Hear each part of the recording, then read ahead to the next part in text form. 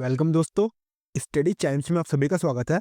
आज हम लोग साइंस के 500 इंपॉर्टेंट क्वेश्चंस का पार्ट 3 देखने जा रहे हैं। हमारा पहला प्रश्न है, मानव शरीर के संतुलन को नियंत्रित करने के लिए मस्तिष्क का कौन सा हिस्सा जिम्मेदार है? तो इसे समझाने के लिए मैं आपको एक ह्यूमन ब्रेन का डायग्राम बना देता हूँ। तो ये हमारा जो है ह्यूमन ब्रेन है, ठीक है। अ, ये जो पोर्शन आप देख पा रहे हैं, ठीक है, ये हमारा सेरेब्रम है, यानी कि प्रमस्तिष्क, ठीक है। तो हमारा जो अ, दिमाग का जो आगे का जो हिस्सा होता है उसे हम लोग प्रमस्तिष्क बोलते हैं। ये हमारा पश्चिम मस्तिष्क है, ठीक है, ये वाला। तो ये पश्चिम मस्तिष्क है, जिसे इंग्लिश के हम लोग सेरेबैलम के नाम से जानते हैं, ठीक है, आपको कंफ्यूज नहीं होना। तो ऊपर का हिस्सा जो होता है आगे वाला, ये सेरेब्रम था, यानी कि प्रमस्तिष्क। और जो पीछे का हिस्सा है हमारा, ये हमारा सेरिबैलम, यानी कि पश्चिम मस्तिष्क। तो पश्चिम मस्तिष्क जो है ये दिमाग के पीछे की साइड में ये मौजूद होता है, ठीक है। इसे हम लोग लिटिल ब्रेन के नाम से भी जानते हैं। ये हमारे शरीर का जो बैलेंस होता है ना, वो बनाता है। यानी कि जब भी हम लोग डांस वगैरह करते हैं तो हमारे शरीर को बैलेंस बनाने की ज़रूरत होती है। तो ये हमारा शरीर का जो है बैलेंस बनाता है, पश्चिम मस्तिष्क। और साथ के साथ जितने भी वॉलेंटरी मूवमेंट होते हैं, ठीक है, स्वेच्छा जिससे जो मूवमेंट होते हैं, उनको भी ये कोऑर्डिनेट करता है। वॉलेंटरी मूवमेंट्स मतलब जो हमारे ब्रेन के विल पावर के कंट्रोल में है, ऐसे मूवमेंट जो है उनको भी ये कंट्रोल करता है। ये जितने भी हमारे जो कोऑर्डिनेशन के साथ में जो भी मूवमेंट होते हैं, उनको अपने अंदर स्टोर करता है, ठीक है। और साथ के साथ ये हमें कोई भी नई जो स्किल्स होती है उन्हें सीखने में मदद करता है। जैसे मान लीजिए हमें कोई मोटरसाइकिल चलानी सीखनी है, तो उस समय में कौन सा काम करता है? ये जो हमारा पश्चिम ब्रेन है, ठीक है, वेरी इंपॉर्टेंट है ये, सेरेबैलम यानी कि पश्चिम मस्तिष्क, और या फिर लिटिल ब्रेन भी इसको बोलते हैं। और मैं आपको प्रमस्तिष्क के बारे में बता देता हूँ। ये जो है हमारे दो भागों में विभाजित होता है, ठीक है, एक ये, यानी कि टू हाफ्स में ये डिवाइडेड है। इसको हम लोग सेरिब्रल हेमिस्फेयर बोलते हैं। क्या बोलते हैं? सेरिब्रल हेमिस्फेयर, ठीक है, लिख देता हूँ आपके लिए, हेमिस्फेयर। तो ये दो भागों में विभाजित होता है हमारा। तो ये दोनों हिस्से जो है हमारे, ये एक दूसरे से जो है कम्युनिकेट कैसे करते हैं? ये एक दूसरे से कॉर्पस कोलोजम के थ्रू, ठीक है। कैसे? जो कॉर्पस कोलोजम है, कोलोसम, ये उसके थ्रू जो है आपस में एक दूसरे से कम्युनिकेशन करते हैं। जो हमारा प्रमस्तिष्क यानी कि हमारा सेरेब्रम है, इसका फंक्शन आप जान लीजिए क्या होता है। तो इसके कुछ फंक्शन इंपॉर्टेंट है, मैं बता देता हूँ आपको। ये हमें मूवमेंट के अंदर में हेल्प करता है। जो भी हमारा मूवमेंट होता है बॉडी का, जो भी हमारे शरीर में सेंसरी प्रोसेसिंग होती है, उसके लिए भी उत्तरदायी होता है। इसके अलावा हमें जो स्पीच होती है हमारी, उसको कंट्रोल करता है। और जो हमारी इंटेलिजेंस है, यानी कि हम कोई भी व्यक्ति कितना इंटेलिजेंट है, तो उसकी इंटेलिजेंस को जो है डिटरमाइन करता है, बताता है कितना इंटेलिजेंस है। ये कौन बताएगा? जो हमारा प्रमस्तिष्क है, यानी कि सेरेब्रम, ठीक है। तो इस क्वेश्चन का हमारा सही उत्तर क्या था? इस क्वेश्चन का सही उत्तर था हमारा सेरिबैलम, ठीक है। क्योंकि सेरिबैलम क्या करता है? संतुलन को नियंत्रित करता है। तो आपको कंफ्यूज नहीं होना। तो पश्चिम मस्तिष्क यानी कि सेरिबैलम हमारा सही उत्तर होगा इस क्वेश्चन का। हमारा अगला प्रश्न है, दो समानांतर दर्पणों के बीच कितने प्रतिबिंब बनते हैं? तो जैसे मान लीजिए ये हमारा मिरर है, ठीक है। एक मिरर हमारा M1 यहाँ पर है, ठीक है, और दूसरा मिरर M2 वो हम मान लेते हैं यहाँ पर है। तो ये हमारे दो मिरर हैं, M1 और M2। और ये दोनों क्या है? प्लेन मिरर है, ठीक है। और इनके बीच में कोई ऑब्जेक्ट रखा हुआ है, मान लीजिए कोई ऑब्जेक्ट इनके बीच में यहाँ पर रखा हुआ है। तो इस ऑब्जेक्ट का जो प्रतिबिंब M1 बनाएगा, ठीक है, जो हमारा प्लेन मिरर M1 है, ये इस ऑब्जेक्ट का जो प्रतिबिंब बनाएगा वो यहाँ पर बनाएगा, ठीक है। और ये जो M2 हमारा मिरर है, ये इस ऑब्जेक्ट का प्रतिबिंब कहाँ बनाएगा? वो यहाँ पर बनाएगा। तो M1 ने इस ऑब्जेक्ट का जो प्रतिबिंब यहाँ पर बनाया है, ठीक है, ये वाला, तो ये प्रतिबिंब जो है, ये M2 की जो रिफ्लेक्टिंग सरफेस है, ये ठीक इसके सामने है, ठीक है। ये आप देख पा रहे हैं, ये जो इसकी रिफ्लेक्टिंग सरफेस है, इसके सामने ये प्रतिबिंब है जो M1 ने बनाया है। तो M2 क्या करेगा? ये M1 ने जो ये प्रतिबिंब बनाया था इस ऑब्जेक्ट का, तो इसका एक और प्रतिबिंब यहाँ बनाएगा। और M2 ने जो ये प्रतिबिंब बनाया था, तो ये भी M1 की रिफ्लेक्टिंग सरफेस के सामने है, ठीक है। तो M1 भी इसका जो एक और प्रतिबिंब यहाँ पर बनाएगा, ठीक है। तो ये दोनों ऐसे ही करके प्रतिबिंब बनाते जाएंगे, और जिससे ये प्रक्रिया जो है हमारी अनंत काल तक चलती रहेगी। तो दो पैरेलल जो मिरर है, यानी कि समानांतर दर्पण, इनके बीच में कितने प्रतिबिंब बनेंगे? अनगिनत, यानी कि अनंत प्रतिबिंब बनेंगे, ठीक है। तो इसको हम लोग एक फॉर्मूले से और निकालते हैं, n is equal to 360 upon में थीटा, ठीक है। तो इसके अंदर में थीटा जो है हमारा वो 0 डिग्री हो जाएगा, तो हमारे तब भी जो है आंसर आएगा इन्फिनिटी, ठीक है। सो वेरी इंपॉर्टेंट क्वेश्चन है, इसको आपको याद रखना है। हमारा अगला प्रश्न है, क्या कारण है कि गेंद किसी ऊंचे स्थान पर अधिक उछलती है? तो जैसे मान लीजिए ये कोई ऊंचा स्थान है, कोई माउंटेन वगैरह है, और ये जो है हमारी कोई अर्थ की कोई सरफेस है, ठीक है।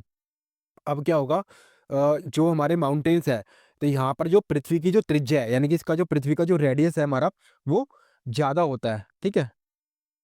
जो हमारा रेडियस है वो हमारा ज़्यादा होगा माउंटेन्स पे, ठीक है। तो हमारा जो acceleration due to gravity G is equal to 1 upon में आर स्क्वायर, ठीक है। ये हमारा जो acceleration due to gravity G होता है, ये हमारा जो रेडियस है इसके इन्वर्सली प्रोपोर्शनल होता है। यानी कि अगर हमारा रेडियस यहाँ पर बढ़ेगा, ठीक है, माउंटेन्स पर ज़्यादा होगा, तो हमारी एक्सीलरेशन ड्यू टू ग्रेविटी जी हमारी क्या होगी, ये घटेगी, यानी कि कम हो जाएगी। तो माउंटेन्स पे हमारा आर क्या है, रेडियस बढ़ रहा है, और जो जी है वो हमारी कम हो रही है, ठीक है। तो हमारा जो फॉर्मूला होता है वेट का, W is equal to m into g, ठीक है।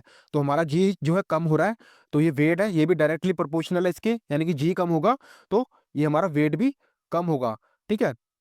तो पहाड़ों पर हमारा जी कम है तो हमारा वेट भी कम है, जिसकी वजह से क्या क्या होगा हमारा, तो जो गेंद है इसका वजन भी जो है पहाड़ों पर कम हो जाएगा, जिसकी वजह से गेंद पहाड़ों पर ज्यादा उछलेगी। तो इसका सही उत्तर हो जाएगा हमारा ऑप्शन नंबर सी, क्योंकि ऊंचे स्थानों पर गुरुत्वाकर्षण बल यानी कि ग्रेविटेशन फोर्स कम हो जाती है, जिसकी वजह से गेंद जो है यहाँ पर पहाड़ों पर अधिक उछलती है। हमारा अगला प्रश्न है, मानव शरीर में कुल कितने कशेरु खंड होते हैं? तो इसे समझाने के लिए मैं आपको स्पाइनल कॉर्ड का एक डायग्राम बना देता हूँ। ये हमारी स्पाइनल कॉर्ड है, ठीक है। तो इसके अंदर में हमारे जो total number of vertebral segment है वो हमें बताने हैं। तो यहाँ से ये जो पोर्शन आ रहा है इसे हम लोग बोलते हैं सर्वाइकल, ठीक है। तो इसके अंदर में टोटल हमारे कितने खंड होते हैं? टोटल 7 खंड होते हैं हमारे, ठीक है, C1 से लेके C7 तक, ठीक है। फिर ये जो पोर्शन है हमारा, ये है हमारा थोरेसिक, इसे इसके अंदर में T1 से लेकर T12 तक हमारे जो है वर्टिब्रल सेगमेंट होते हैं। ये हमारा अगला पोर्शन यहाँ से यहाँ तक का, ये हमारा लुम्बर, यानी कि L1 से L5 तक टोटल सेगमेंट हुए 5। फिर हमारा है ये सैक्रल, यानी कि S1 से S5 तक, और जो हमारा लास्ट में आता है कोकीजेल, तो इसमें 3 से 5 हमारे सेगमेंट होते हैं। तो हमारा इसका सही उत्तर हो जाएगा टोटल ऑप्शन 33, ठीक है। तो टोटल इसके अंदर हमारे 33 वर्टिब्रल सेगमेंट्स होते हैं, ठीक है। आपको याद रखना है ह्यूमन बॉडी के अंदर में। हमारा अगला प्रश्न है, संगमरमर किसका रूप है? तो इसका सही उत्तर रहेगा ऑप्शन नंबर सी, चूना पत्थर या फिर लाइमस्टोन का जो है एक कायांतरित रूप है, यानी कि मेटामॉर्फिक फॉर्म है ये। तो संगमरमर यानी कि मार्बल हमारा कैसे बनता है, जब भी जो चूना है यानी कि लाइमस्टोन ये हाई टेम्परेचर और हाई प्रेशर के प्रभाव में होता है, तो हमारे जो कैल्साइट होते हैं, ठीक है, तो कैल्साइट क्या करते हैं, ये रिक्रिस्टलाइज हो जाते हैं और एक घनी जो रॉक है, एक डेंस रॉक जो है वो फॉर्म करते हैं, ठीक है। यानी कि एक घनी जो हमारी चट्टान है उसको बनाते हैं, जो कि हमारी मार्बल होती है। तो हमारा अगला प्रश्न है, मानव शरीर में अवग्रह वृद्धांत किसका भाग है? तो ये बड़ी आंत का भाग है, यानी कि लार्ज इंटेस्टाइन। तो ये हमारी जो है इंटेस्टाइन का मैंने आपको ये डायग्राम बनाया है, ठीक है। ये हमारी बड़ी आंत है और इसका जो ये वाला पोर्शन है, ठीक है, इसी को हम लोग अवग्रह वृद्धांत यानी कि सिग्मोइड कॉलम बोलते हैं इंग्लिश में। क्या बोलते हैं, लिख देता हूँ आपके लिए, सिग्मोइड कॉलन, ठीक है। तो ये जो है लार्ज इंटेस्टाइन का हमारा आखिरी हिस्सा होता है और रेक्टम और एनस के पास होता है। तो हमारा जो रेक्टम है ये यहाँ पर है, ठीक है। तो ये रेक्टम और जो हमारा एनस है उसके पास होता है, और इसके कुछ पार्ट्स के नाम मैं आपको बता देता हूँ। पहला होता है हमारा सीकम, फिर हमारा होता है असेंडिंग कॉलन, फिर हमारा होता है ट्रांसवर्स कॉलन, और एक हमारा होता है डिसेंडिंग कॉलन। तो ये कुछ के पार्ट है। हमारा अगला प्रश्न है, पृथ्वी पर कोई गतिशील पिंड विश्राम की अवस्था में निम्नलिखित कारण से आता है? तो इसका सही उत्तर है हमारा ऑप्शन नंबर बी, घर्षण बल के कारण, यानी कि ड्यू टू फ्रिक्शनल फोर्स। तो जब भी हमारी कोई वस्तु चल रही होती है, ठीक है, तो सतह के बीच में घर्षण बल उत्पन्न होता है जो गति के विपरीत दिशा में काम करता है, ठीक है। जो कोई वस्तु चल रही है तो जो घर्षण बल उत्पन्न होगा वो गति के विपरीत दिशा में काम करेगा और वस्तु को जो है रोकने की कोशिश करता है। ठीक है, हमारा अगला प्रश्न है, लार में कौन सा एंजाइम पाया जाता है? तो इसका सही उत्तर है हमारा टाइलिन। लार के अंदर में जो है टाइलिन पाया जाता है। इसे हम लोग सलाइवरी अमाइलेज के नाम से भी जानते हैं। ठीक है, लिख देता हूँ मैं आपके लिए, सलाइवरी अमाइलेज। ठीक है, और टाइलिन एक इंग्लिश में भी लिख देता हूँ आपके लिए। ठीक है, टाइलिन, तो आपको नाम याद रखना है इसका, सलाइवरी अमाइलेज या फिर टाइलिन। ये क्या करता है, जो हमारी एंजाइम की जो स्टार्च होती है ना, ठीक है, हमारे एंजाइम की स्टार्च है, इसको जो है सिंपल जो शुगर होती है उसके अंदर में तोड़ देता है। तो इसको जो भी हमारी जो स्टार्च थी एंजाइम की, इसको उसने क्या किया, जो भी सिंपल शुगर की फॉर्म थी उसमें तोड़ने में मदद करता है और जो हमारी पाचन की जो प्रक्रिया है उसको शुरू करता है। तो वेरी इंपॉर्टेंट है ये टाइलिन। हमारा अगला प्रश्न है, जब सूर्य की रोशनी किसी प्रिज्म से होकर गुजरती है तो बताइए निम्नलिखित में से किस रंग का अपवर्तन सबसे अधिक होता है? तो इसका सही उत्तर है हमारा ऑप्शन नंबर ए, नीले रंग का। ठीक है, तो जैसे मान लीजिए हमारी कोई ये प्रिज्म है ये हमारा, और कोई सन की जो लाइट है वो इसमें आई, तो ये क्या होगा, यहाँ पर प्रिज्म से इसका रिफ्रैक्शन होगा। रिफ्रैक्शन होने के बाद में ये यहाँ पर हमारा जो है एक स्क्रीन के ऊपर में एक पैटर्न बनाएगा। ठीक है, स्पेक्ट्रम। तो जो हमारी ब्लू कलर होता है, इसकी जो वेवलेंथ होती है ना हमारी, वो सबसे ज़्यादा शॉर्टेस्ट होती है। ठीक है, जिसकी वजह से ये अ, जो हमारा रेड कलर होता है उससे ज़्यादा मुड़ जाती है। ठीक है, तो इसका सही उत्तर हमारा ऑप्शन नंबर ए, नीला रंग। हमारा अगला प्रश्न है, सबसे हल्की धातु कौन सी है? तो सबसे जो हल्की धातु है ये हमारी ऑप्शन नंबर ए, लिथियम।